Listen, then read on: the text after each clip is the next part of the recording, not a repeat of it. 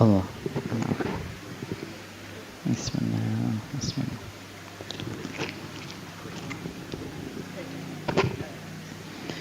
Assalamualaikum warahmatullahi wabarakatuh.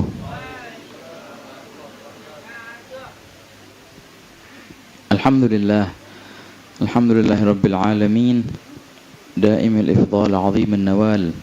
Allahumma salli wa sallim ala sayyidina Muhammadin Maula Bilal al-Badr al-Mutalal sallallahu alaihi wa ala alihi wa sahbihi khaira sahbin wa al.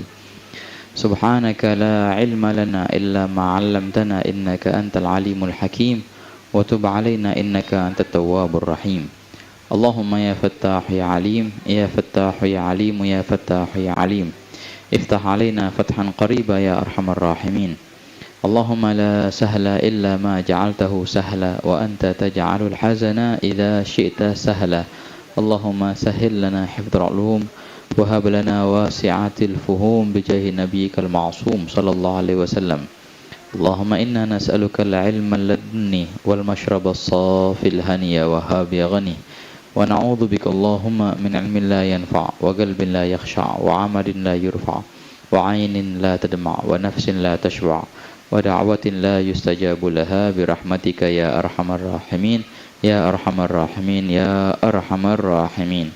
Nawaina ta'alluma wa ta'lim wa tadhakkura wa tadhkir wa naf'a wal intifa' wal ifada wal istifadah wal hatha 'ala tamassuki bi kitabillah wa sunnati rasulillah wa du'a ila al huda wa dalala 'ala al khair ibtigha'a wajhillah wa mardatihi wa qurbihi wa thawabihi subhanahu wa ta'ala. Nawaina mana bihi aslafuna salihun, nawaina ma ahata bihi ilmullah min husnin niyat. Alhamdulillah, senantiasa puja dan puji syukur kita haturkan kehadirat Allah subhanahu wa ta'ala atas limpahan ni'mah, taufiknya, hidayahnya, hingga alhamdulillah kita kembali bersama dalam kajian kitab Al-Hikam. Dan di sini kita bersama merenungi apa yang ditulis oleh Al-Imam Al-Qutb Al-Habib Abdullah bin Alwi bin Muhammad Al-Haddad, Sahibur Ratib, dalam kitabnya Al-Hikam. Ikhwani, Masya Allah, nggak terasa kita sudah masuk bulan Rabi'il Awal, ya, bulan yang sangat mulia. Makanya ikhwan, banyak-banyakin kita salawat, banyak-banyak pasang niat, dan banyak-banyak buat target. Jadikanlah bulan ini bulan yang istimewa. Barang siapa yang menjadikan bulan ini istimewa baginya, maka dia akan dibuat istimewa juga oleh Rasulullah SAW. Gitu. Nah, kalau tadinya kita nggak salawatan di bulan selain Rabiul Awal, nggak ada target gitu. Di sini kita mulai targetin. Inti istiqomahnya bisa berapa? Semalam itu bisa berapa? 10, ya udah mulai dengan 10, tapi tiap malam gitu. Yang udah 10 tambahin 100 tiap hari, bagus. Wah, kata. Yang udah 100 spesial untuk bulan ini tambahin 1000, begitu. Nah, jadikanlah bulan ini spesial. Ya. Wujudkan di bulan ini amal-amal yang tidak ada sebelumnya atau tambahan, begitu ikhwan. Semua itu demi Rasulullah sallallahu alaihi wasallam. Naam. Wahakala. Jadi waktu kita hadir majelis-majelis maulid, ya kan, Masya Allah, di bulan ini kan banyak ya hadir. Nah, kita hadir majelis maulid di sana, di sini. Jangan lupa pasang niat, ikhwan. Pasang niat. Dia bilang al-faizu fi kullil majalisi thalath. Orang yang beruntung pada tiap-tiap majelis itu 3. Di majelis mana aja kalau mau beruntung, kalau mau ranking 1, ya, tolak ukurnya dengan 3 perkara, begitu. Entah itu di majelis maulid, entah di majelis ta'lim, bahkan entah di majelis. Ada juga orang yang beruntung yang mempunyai 3 kriteria ini. Yang pertama, man hasunat niyatuhu, orang yang niatnya bagus. Yang pertama tuh, pasang niat yang banyak. Makanya nanti hadir majelis maulid untuk apa? Biasanya apa kita niatin? Untuk sholawatan, iya. masih muskilah, terserah ente mau pasang niat apa. Mau semoga hajat dikabulkan, nggak apa-apa. Ente punya hajat apa? Utang insya Allah lunas insya Allah, tenang aja. Yang belum dapat kerjaan insya Allah gitu. Apalagi contohnya yang lagi kuliah, mudah-mudahan lulus insya Allah begitu. Terserah ente mau niat apa aja ya, tapi jangan lupa ya, bukan cuma niat dunia. Bukan cuma dunia tok yang ente niatin, ya juga niat akhirat yang lebih mahal dan yang lebih penting ya. Semoga dengan majelis maulid ini kita berkumpul dengan mereka orang-orang mulia, kita berkumpul juga dengan mereka di surga. Baca maulid juga di sono kayak gitu. Nah, gitu. Kan niat tuh bagus. Semoga dengan majelis maulid itu Allah Ta'ala berikan kita kebersamaan bersama Rasulullah SAW di dunia sebelum di akhirat nanti gitu. Jadi nanti bisa mesen apa aja di majelis maulid itu ya, pasang niat yang besar di majelis maulid itu ya kawan. Yang kedua apa tadi? Yang pertama yang niatnya bagus, yang kedua wa hasuna adabuhu, dan adabnya juga bagus. Gitu. Jangan lupa nih kalau kita hadir majelis maulid ya, banyak-banyak pasang adab gitu. Adabnya akhlak yang bagus. Maksudnya gimana? Ya sudah beradab. Sekarang engkau menjadi tamunya Rasulullah kan? Wah kata. Kan majelis maulid, majelis Rasulullah. Gitu. Sekarang engkau menjadi tamunya Rasulullah, maka jadilah tamu yang bagus. Kalau kita punya rumah nih, datang tamunya Masya Allah beradab dan berakhlak, tuan rumah girang, bakal diundang lagi. Gitu. Tapi kalau tamunya yang datang ke rumah itu gimana ya, kalau bahasa ininya songong, tamu begini banget sih, kita juga malas ngundangnya lagi, iya kan ya? Ya begitu juga pas kita hadir majelis maulid, kita jadi tamu Rasulullah. Jadilah tamu yang baik, jadilah tamu yang berakhlak. Gimana contohnya? Duduk di tempat yang adeh gitu. Dalam syama'il itu kita baca Rasulullah SAW kalau datang dalam keramaian, maka baginda duduk haifuma intaha bihil majlis. Artinya apa? Di sof yang paling akhir. Saya mana sof sampai sini, ya sudah kita duduk di sini. Gitu. Nah, ini mau ke depan. Nggak usah, sama aja kok depan belakang. Kalau mau ke depan, ya datang duluan. Gitu. Ya kan ya. Paling nikmat begini. Coba, itu nikmat banget. Coba kalau antum hadir maulid, duduk di tempat yang kanan kiri ente nggak kenal. Nikmatnya luar biasa. Ya enggak? Daripada ente duduk kanan kiri ente temen, akhirnya yang ada ngobrol. Nah itu dia, ya enggak? Kalau bisa cari tempat yang kanan kiri depan belakang orang asing semua. Allah nikmat, bener-bener ente hadir maulid. Tamam, ya kan ya? Nah, itu dia, kalau kita hadir maulid, hadir maulid, iya bener, kita hadir maulid. Makanya dengerin maulidnya, dengerin mau'idhahnya, bawa pulang tuh oleh-oleh mau'idhah tadi yang kita bawa pulang. Jangan buat maulid juga di maulid. Dia orang hadir maulid, dia buat maulid juga di majelis maulid. Majelis sama teman-temannya. Orang lagi maulidan, dia maulidan juga. Jangan kayak gitu. Yang nanti akan dapatkan ya sedikit. Setiap yang hadir majelis maulid itu pasti akan mendapatkan sesuatu. Tapi jangan engkau rebo dengan perihal yang sedikit. Ambil yang banyak. La tagna'anna bidunil aini manzilatan fal khubbu man yaktafi bidhilli wal athari, katanya. Jangan engkau rebo dengan martabat yang di bawah kemuliaan mata. Kalau orang Arab tuh mengutarakan martabat yang paling tinggi mata, gitu. Oke, gurratul ain. Apa kalau bahasa kita? Gurratul ain, penyejuk mata, gitu. Diutarakan mata. Jangan engkau ridho dengan martabat di bawah martabat kemuliaan mata. Maka orang yang bodoh itu adalah orang yang merasa cukup dengan bayangan. Dapat apa ente? Dapat bayangan. Ya, bayangan, nggak ada apa-apanya. Jangan cukup dengan dapat bayangan, dapatin bendanya, jangan bayangannya yang dicari, gitu kan. Ada orang yang girang dia, kirain dapat apaan, tahu dapat bayangan. Ya, itu nih kalau bahasa fal khabbu man yaktafi bi dhilli wal athari. Dapetin bendanya, ya, jangan dapetin bayangannya. Begitu. Nah, gitu kan. Makanya waktu kita hadir maulid, jangan lupa dengan adab dan akhlak kita, duduk di tempat yang sedapatnya, perhatikan yang kita baca, renungi, resapi qasidah-qasidah yang dilantunkan, begitu.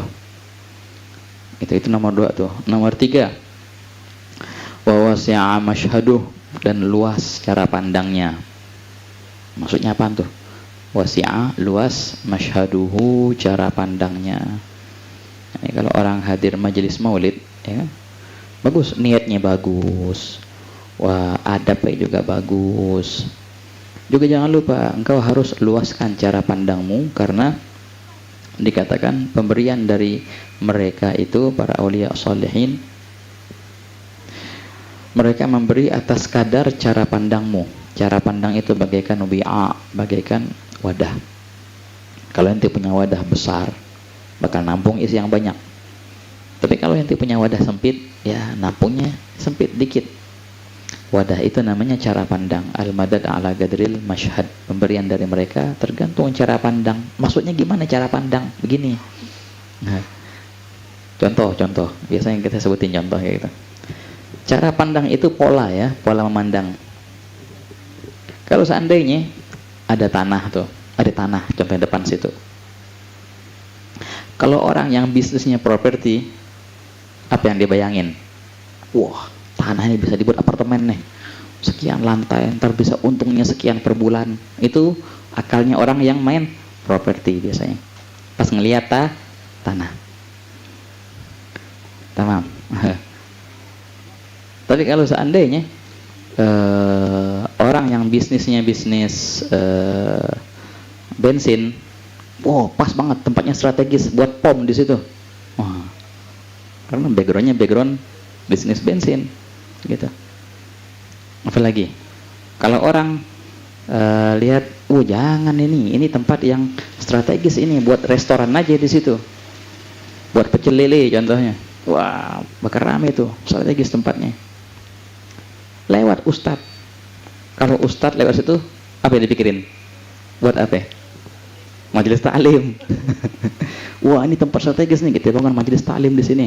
Wah, pas banget di tengah-tengah kota. Iya kan? Buat pondok sekalian di situ. Padahal yang mereka pandang sama tanahnya. Yang berbeda apa? Cara pandang. Nah, itu namanya dalam bahasa Arab mashhad, itu namanya. Jadi ada 2 orang hadir majelis maulid contohnya.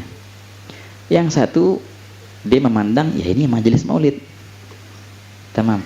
Majelis entah maulid di mana gitu ya, majelis maulid, sholawatan gitu. Tapi yang satu memandang enggak kayak gitu. Pandangnya hebat. Oh, ini bukan hanya majelis maulid. Ini majelis undangannya Rasulullah SAW. Nah, yang hadir di sini berarti tamu undangan Rasulullah. Yang satu mandangnya, enggak mah ini undangan umum, siapa yang mau hadir ya hadir. Kagak, enggak bisa hadir di sini kecuali orang yang telah diundang oleh Rasulullah. Ini cara pandang yang berbeda. Padahal sama mereka hadir. Nah, karena ini yang akan diberikan banyak kepada orang yang kedua ini nih, yang cara pandangnya bagus. Begitu. Ya pas dia makan kebuli contohnya, pas dia makan makanan, wah, makanan. Ya, tapi kalau orang yang kedua tadi dia mandangnya apa? Oh, ini berkah dari majelis Rasulullah SAW. Rasulullah mengundangku dan ini jamuan dari baginda SAW. Begitu. Dia bakal hormatin makanannya itu.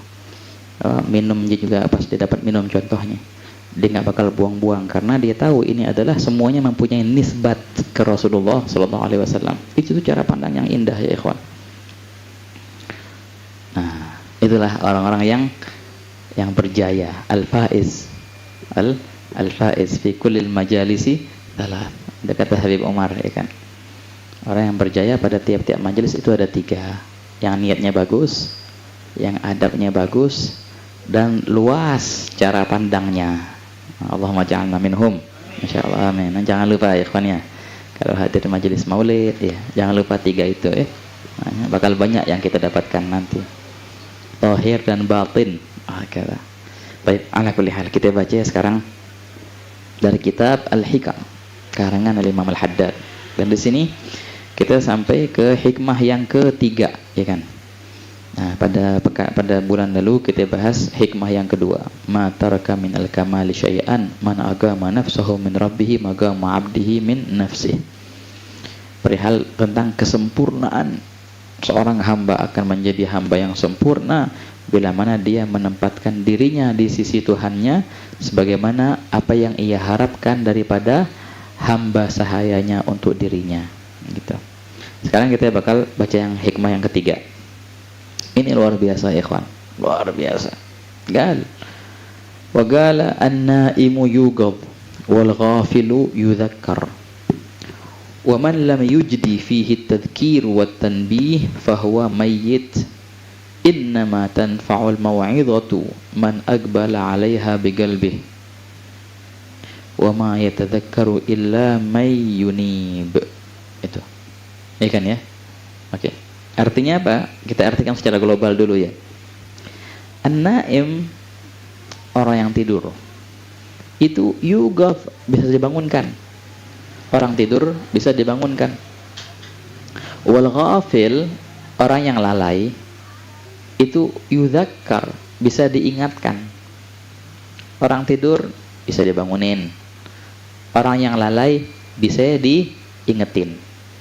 Tapi, nah ini nih, wa man lam yujdi, dan barang siapa yang yujdi artinya manfaat, barang siapa yang tidak manfaat untuknya at-tadhkir, suatu ingatan, peringatan, wahakata, wa tanbih, sama ya, peringatan juga. Barang siapa yang tidak manfaat baginya suatu peringatan, dibangunin nggak bangun-bangun, berarti dia adalah mayyit, sudah mati berarti.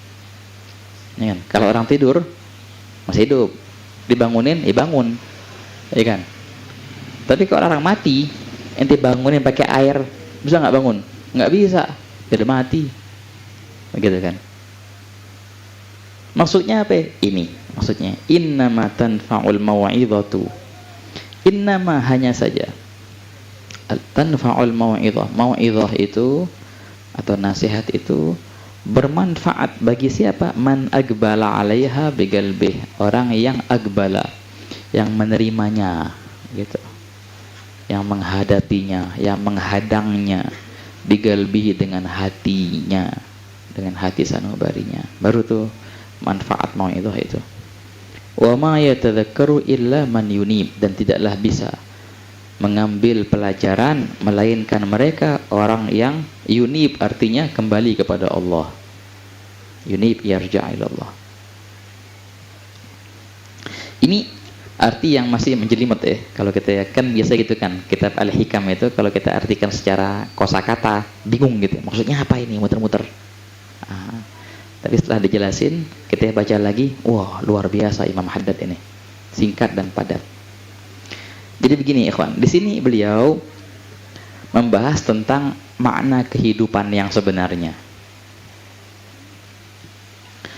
Banyak orang mengira hidup itu apa sih definisinya?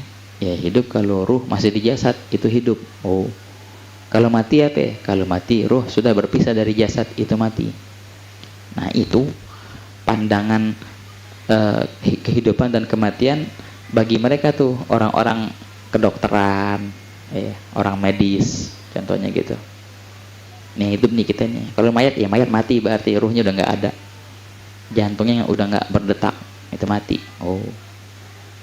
Tapi kalau kaum sholihin, mereka mempunyai makna kehidupan lebih luas. Enggak. Kehidupan nggak bisa diukur dengan adanya ruh di jasad ataupun hilangnya ruh dari jasad. Bukan itu tolak ukur kehidupan atau kematian. Teman. Kehidupan adalah orang yang hatinya makmur dengan zikir kepada Allah. Itu zikir hidup tuh. Hatinya makmur dengan keimanan, hatinya makmur dengan ketakwaan, itu hidup. Baik pun ruhnya masih di jasad atau ruhnya sudah berpisah dari jasad, bila mana hatinya itu makmur dengan zikir, dengan ta'zim. Ini orang hidup berarti. Dan bila mana hatinya itu kopong, kosong dari ketakwaan, dari ta'zim, dari zikir, berarti itu orang mati. Baik pun jasadnya, ruhnya masih di jasad, atau ruhnya sudah keluar dari jasad, itu sudah mati. Gitu ya kawan. Kok bisa gitu? Lah iya. Coba lihat. Dalilnya dari Al-Quran. Allah Ta'ala pernah mengutarakan dalam firman-Nya, ya ayyuhalladzina amanu stajibu lillahi wa lirrasuli idza da'akum lima yuhyikum. Orang yang beriman, jawablah panggilan Allah dan Rasulnya tatkala Allah dan Rasulnya menyerukan kalian untuk perihal yang menghidupkan kalian. No, berarti ada kehidupan lain tuh. Allah Ta'ala ngajak kita, ayo jawablah panggilan ini panggilan akan membuat kalian hidup. Bukannya kita udah hidup ya Allah, enggak, kehidupan lain lagi tuh. Berarti ada makna kehidupan yang lebih dalam. Dan juga Allah Ta'ala menceritakan tentang syuhada Uhud, ya kan, para syuhada di perang Uhud. Wala taqulu liman yuqtalu fi sabilillahi amwatan bal ahya'un. Begitu. Jangan kalian bilang bahwasanya mereka itu sudah mati. Enggak, mereka senantiasa hidup, kata Allah Ta'ala. Ahya'un 'inda rabbihim yurzaqun. Ahya'u walakin la tash'urun, dalam ayat yang lain, begitu. Mereka hidup. Nih, padahal ruhnya sudah pisah dari jasadnya. Enggak, kata Allah, jangan bilang mereka mati, mereka hidup. Oh, berarti ada makna kehidupan dan kematian yang lebih luas dari apa yang kita fahami. Gitu. Sayyidina Ali bin Abi Thalib radhiyallahu anhu banyak nih membahas masalah kehidupan yang hakikat ini. Naam. Beliau berkata, Naam. Man fatahu at-ta'allumu waqta syababihi fakabbir alaihi arba'an li wafatihi. Hayatul fata wallahi bil ilmi wat tuqa idza lam yakuna la i'tibara li dzatihi. Juga itu dinukil dari Imam Syafi'i. Beliau berkata, bila mana engkau melihat seorang remaja, tamam, yang tidak mempunyai ilmu, maka berdirilah engkau di hadapannya seraya bertakbir 4 kali. Maksudnya apa tuh? Takbirin 4 kali. Maksudnya apa? Sholatin jenazah. Kan sholat jenazah berapa takbirnya? Ente berdiri di depan dia, sholatin. Lu kenapa? Mati sebenarnya itu. Lu kok iya? Hayatul fata, kehidupan seorang pemuda itu, wallahi katanya, bil ilmi wat tuqa, dengan keilmuan, dengan ilmu dan kaiban galil rajai. Jangan engkau kira kematian itu dengan berpisah. Banyak orang yang ruhnya masih nempel di jasad tapi sudah mati. Kenapa? Mati dalam kesumpekan, mati dalam kegelisahan, mati dalam kegalauan. Itu kematian sudah. Kesian orang yang kayak gitu. Walaupun dia masih bernafas, tapi mati, udah mati sebenarnya. Nah, kalau dia pingsan masih hidup, bisa juga ada upaya, bisalah untuk bangun lagi. Tapi kalau dia sudah mati, gimana lagi? Ente bangunin pakai siram-siram pakai air, nggak bakal bangun, sudah mati soalnya. Berkata Imam Haddad, begitulah perihal nasihat. Mau itu hasil bangunin kayak air, ente siramin mukanya. Kalau seandainya nih orang masih ada kehidupan di hatinya, pasti dia akan bisa mengambil manfaat daripada nasihat itu. Tanda bahwasanya dia orang yang hidup. Tanda hatinya masih hidup. Gitu. Senang menerima nasihat. Dia berusaha juga untuk mengamalkan nasihat. Digirang di nasihat. Nabi SAW bilang, agama itu an-nasihat. Dalam ilmu sastra Arab, ini kan ad-din an-nasihat mubtada khabar. Itu mubtada'nya ma'rifat, khabarnya ma'rifat. Namanya ma'rifatul juz'ain. Itu yadullu 'alal hasr dalam balaghahnya itu. Jadi semua